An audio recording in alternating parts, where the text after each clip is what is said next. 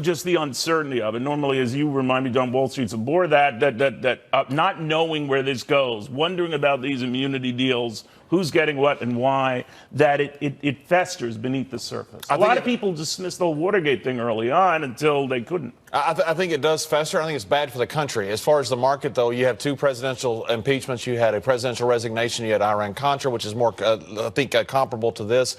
None of those have had long-term effects on the market. So I don't think this affects the market long-term. I do think it's bad for the country, and I think it does hurt the Republicans in the midterms. But as far as the economy and the market, the valuations are coming down. Earnings are up 20-something% this quarter. This bull market is revitalized because of these tax cuts and cut of regulation. But, Jessica, one of the things that have come up is that Democrats are potentially grabbing the feet from the jaws of victory by pounding impeachment so much or hinting at it. Well, actually, in the past few weeks, you've seen a big effort by Nancy Pelosi, Chuck Schumer, and Jerry Nadler, who would essentially be in charge of impeachment proceedings if we do take back the House in November. Come on, Dems. All coming out and saying that they will not go the impeachment route. They understand how polarizing this is. And well, right they now, say that. They say that. Yeah, they do say that. But actually, I certainly believe that Nancy Pelosi and Chuck Schumer mean it. Jerry Nadler. You mean it? They took it out? I could still see them pursuing it. When you look at the enthusiasm gap, Democrats have a huge advantage now. In the latest polling, we even have an advantage, 19 points. I don't know. We keep getting numbers like this market and this economy. Those enthusiasm numbers go the other way. Well, the economy's been doing well for a while, but I would add to that a thing that will get the GOP base to the polls is impeachment, which is why you hear every Republican out on the trail saying, if you don't vote for us, if you don't show up, Donald Trump is going to be impeached. But didn't that backfire on the Republicans? I'm sorry. Didn't that backfire on the Republicans in '98? I mean, it almost sunk the Republicans. They got killed right after that in the election because they impeached the president. Or they I'm saying it's something. Right. It is a motivating factor. If you look at Trump's base, which is about 25-30% there, and it's a midterm election, which is usually not as exciting as a presidential, obviously. If you want to get them to turn out to at least match the baseline enthusiasm of the, quote, resistance by saying Donald Trump is going to go away. And these are people who, yes, they like Mike Pence, but they do like Donald Trump. Well, but even I'm telling you, even Republicans, Melissa, I want you to react to this. I was talking to California Congressman Rob Barker, a big fan of the president, close friends with Vladimir Putin, who was saying, by the way, that the president is getting burned here, although I pointed out to him it's not the fake news media that created some of these crises for him. Let's take a look. The president's being blackmailed. This man was being blackmailed, and the guy who's mistakenly handling it so that every bit of the procedure isn't correct, he's not the villain. The villain is the person blackmailing him.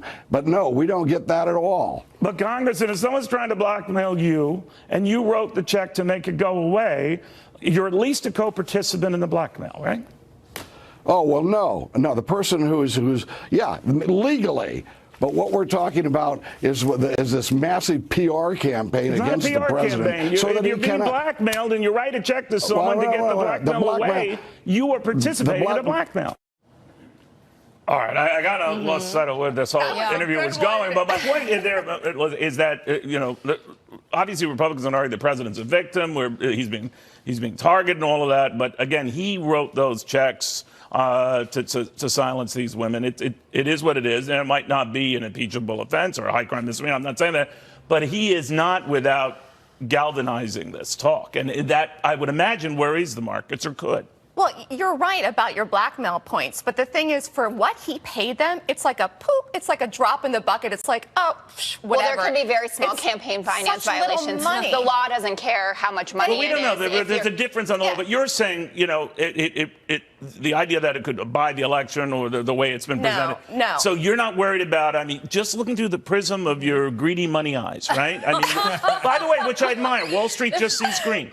You don't see that having an impact. No, I don't. And here's the thing. Again, we've strayed so far from what the original purpose of this investigation was, that I think regular people now are more than ever convinced that it is a witch hunt, that it is trying to go after Trump. The polls say exactly the opposite. The support for the Mueller probe went up 11 points in the last month. Well, maybe the polls are right. Maybe the polls are wrong. The polls said Americans want it wrapped up like yesterday. Yeah, they're getting impatient. That one wasn't out this week. Well, it was out the week before. Come on. I deal in the present. But Susan, all I'm saying on this is this would not be the first investigation investigation, we're going to raise this to Robert Ray as well, that is veered off course. But I don't know how far off course, and I don't know how the markets can deal with something that could be going on now for many months. So some analysis has pointed to some political influence, obviously, on the markets. Markets history has taught us that when there's a democratically controlled House, a Republican-controlled Senate, and a White House president that's Republican, markets have underperformed during that period. And you hire this Better Call Saul attorney. If this is to me is be expected. You have a real estate guy in New York City, the president. You have all these associations with lawyers. You got to expect this stuff is going to come out. And I believe that the American public does. I don't believe the American public cares. If it's a crime, yes, prosecute it. But I don't think that's going to affect the presidency or the economy. If they can pay their bills and if they have money in the retirement account, and if you bought the day after the election, if you bought any of the market ETFs, if you bought the market at all, and most strong stocks, you were up more than 30%. If you bought one share that cost $215 of the SPY ETF, you made $72. You couldn't make that money in anything, family and all. But so that's what people care about. I wish we had more time. Unfortunately, we don't. I think what you're saying is make money, not constitutional rule, baby. All right, so we'll see where all of this goes. In the meantime, you ever wonder where this probe is going? I think it started out with collusion. What if it's not about collusion anymore? It's just business deals. It's not personal. It's all business. After this. All right, we've got a lot going on with these immunity deals and everything else. You already heard, of course, about Michael Cohen, who now is looking at jail time. Paul Manafort is looking at maybe spending the rest of his life in jail. And a lot of this, as we're seeing immunity deals granted to the National Enquirer head and, of course, the former CFO of the Trump Organization, what to make of that. Let's get to read on how he reads all of this, former Whitewater prosecutor Robert Ray. When you grant someone an immunity deal, obviously they feel they have something they can share with you that would make it worthwhile, but it can also encourage maybe just a false story. But your thoughts? I was always reluctant to grant immunity deals because, of course, you have really no leverage over the person that you grant immunity to other than the ability to prosecute them for perjury. It's not the same thing, for example, as having someone in a cooperation arrangement where their liberty is at stake. They have pleaded guilty to a crime, and the government, of course, holds the power with the sentencing court to, either say that someone has provided substantial assistance in an investigation. So, in other words, they've already gotten what they wanted. Right, exactly. So how do you know what you're going to get from that? People refer to that as, be careful about buying a pig in a poke. You don't necessarily know what you're getting. So what are we to learn from this, and who's getting it and why?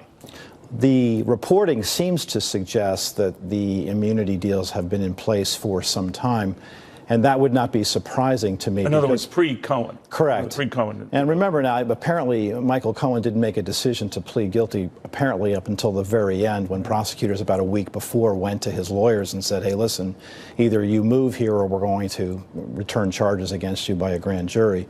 So it's not surprising to me that they would have had immunity deals in place in order to shore up their case against Michael Cohen. But in the case of the CFO of the Trump Organization, that's a very different beast there. What do you think it means? It's still a component, though, of being able to prove the charges against Michael Cohen. Now, could it also be of some other Bennett? Of course. But, I think it's not surprising to me that that would have been put in place in order to shore the case up against Michael Cohen, which eventually led to his guilty plea. But what if it's not about collusion anymore? Oddly enough, it's veered to just business transactions that go back years. It sure doesn't look like it's about collusion. So what does that tell you? These are all financial crimes. This is, Paul Manafort, tax evasion, bank fraud. In the case of Michael Cohen, the only interesting addition to it was the matters related to campaign finance. It suggests, and also, to me, what struck me about it is that if it was to head in the direction of collusion, I don't believe that Bob Mueller would have ever let go of that case, meaning the Michael Cohen case, to the Southern District of New York. I mean, if it had been me, I would have not. If I thought that was important to the ongoing investigation that was within the core of my mandate, I would not have passed it off to the Southern District of New York. So it suggests to me... What if they're working in cahoots, by the way? Well, I mean, they all are part of the Department of Justice. I mean, the special counsel is just a division of the department. But again, if it's within the core of your mandate, you would not easily let it go. And the fact that it was let go suggests to me that it is about financial crimes only, and Michael Cohen's Robert, that would be stunning if this whole thing that was really built on the Russians colluding to rig the election with the Trump campaign, that is off the table, and now we're looking at age-old financial transactions that might or might not involve Russians at all. Well, and it seems to be, of course, enormous interest of the Democrats, who I think are hell-bent and determined, no matter what is said with regard to collusion, to head in the direction of alleged financial crimes by the Trump organization long before the president ever became president. Don't you think that's prosecutorial overreach? I mean, the same was said of the Clinton investigation that morphed into a relationship with an intern and address, but wow, that's weird. Well, certainly in the political domain and public sentiment, I think the public is left to wonder correctly, hey, what are we about here and where is this going? I mean, the problem is that prosecution is not linear. It's not a straight line thing. I mean, along the way you find things, which is why within the mandate that any special counsel or independent counsel is given, if you find things, illegality along the way, you have authorization to prosecute those matters. But that doesn't take away from the fact, as I have said all along, that this investigation has a limited life. We're going to be, once we pass the election, fast approaching 18 months. And, thereafter, the public has the right, as the president has said, hey, enough already. Incredible. Enough already. We'll have more to this.